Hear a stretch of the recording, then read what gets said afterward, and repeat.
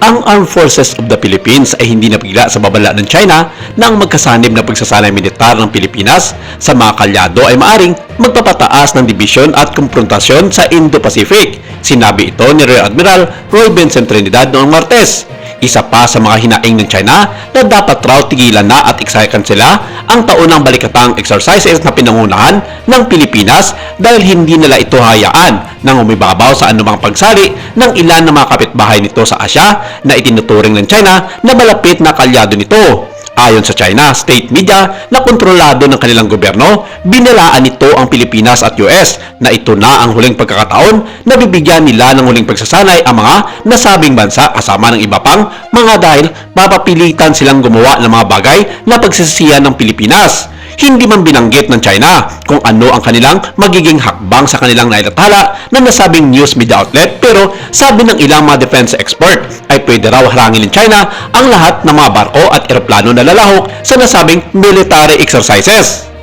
Wala umanong karapatan ang Pilipinas na gumawa ng ganitong mga adikain nang walang paalam sa gobyerno ng China, na sinasabi ng mga ito na sila ang nagpapapanatili ng kaayusan sa Indo-Pacific region at hindi ang Pilipinas at ang Estados Unidos. Sinabi ni Trinidad na ang taunang balikatan exercises ay isang sovereign at defensive na aktibidad na naglalayong palakasin ang kakayahan ng militar ng bansa, hindi target ang anumang partikular na bansa katulad ng ibinibintang ng China. Sabi nito, "We are allowed to engage in like-minded states and furtherance of our national interest. These are not designed against any particular country. They are defensive in nature." Ang Chinese Foreign Minister ng China sa pamamagitan ng tagapagsalita nila na si Guo Jiakun ay nagsabi noong Lunes na ang pakikipagtulungan ng militar at seguridad ay hindi dapat dumating sa kapinsalaan ng pag-unawa at pagtitiwala sa isa't isa o makapinsala sa kapayapaan at katatagan ng rehiyon at nagbabala laban sa mga aksyon na maaaring humantong sa dibisyon at kumprontasyon.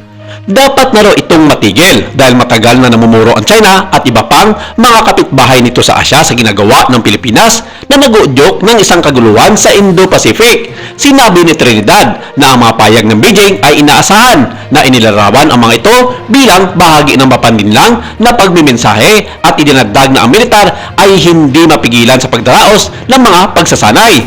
Dagdag pa niya, "We are unfazed by that. We will not be deterred from performing our mandate." Libo-libong mga tropang Pilipino at Amerikano kasama ang pwersa mula sa magkatuwang ng mga bansa, kabilang na ang Japan, ang nakikibahagi sa ika-41st anniversary na pag-ulit ng balikatan na tatakbo mula April 20 hanggang May 8.